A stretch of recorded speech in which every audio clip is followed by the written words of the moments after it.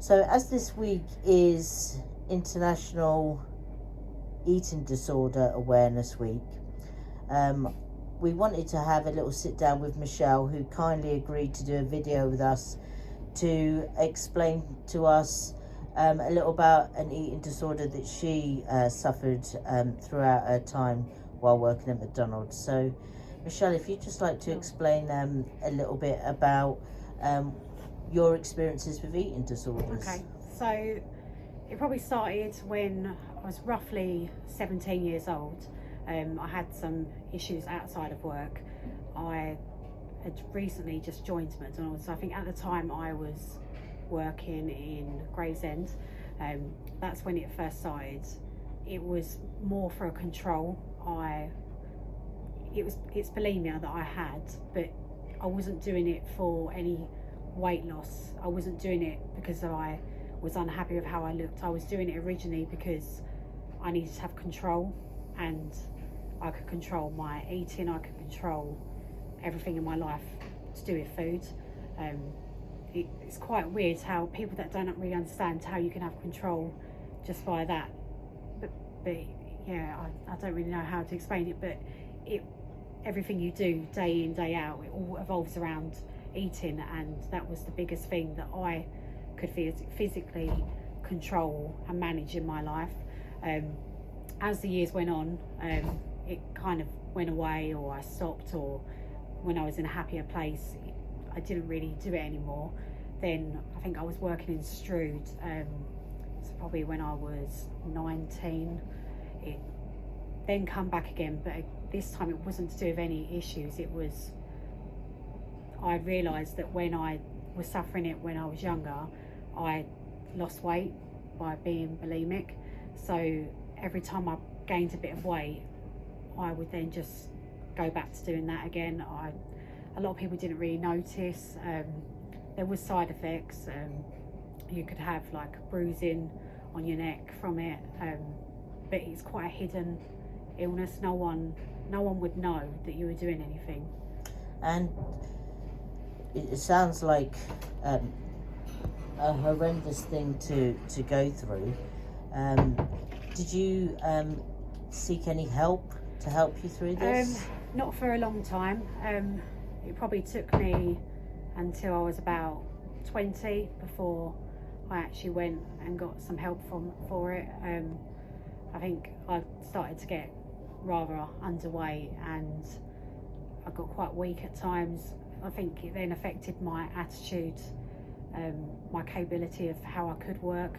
And then if anything little, like any stressful moment would happen, like really come crashing down on me, I'd find it really hard. So that's when I then went to the doctors and spoke to them. But that's probably the only really help I ever had. It was then what I realised that the biggest help was just speaking to people. That's all I needed, was just for other people to be aware and to notice if I was starting to act a little strange, or when I was eating and I was going through the points of controlling not eating at all, I would try and hide my food. And having people aware then helped, because they would sit me down, right, what's the issue, why are you starting to do it again? So that was more of my help. I didn't really go and have any counselling or anything. I spoke to the doctors, had some advice from them, and then just started talking to people. I was quite ashamed at first, but then when I spoke to people and they realised why I was doing it, I didn't feel so strange anymore. It turned out that it was actually quite normal. It's quite a common thing. And yeah.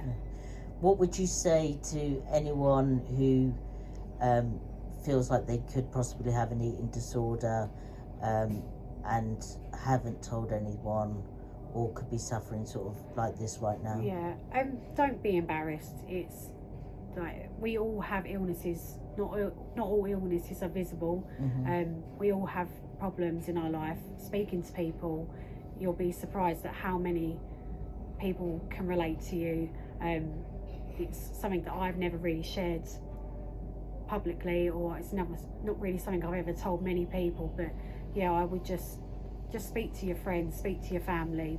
They they will be there. They will be there to help you, and there's so many different options. Like, you can type in the internet like help for eating disorder, and you will just find so much help out there, even through EAP with McDonald's. If that was around at the time, it would 100% have been something that I would have used, because it's like confidential. And yeah, so I would just say, don't hide it, get the help you need, because there's so many people there to help you. That's excellent. I really thank you for your time today, Michelle, and sharing your story. And like Michelle said, we do have our EAP service. You can come to me or speak to a trusted manager if you're feeling like you've got any concerns.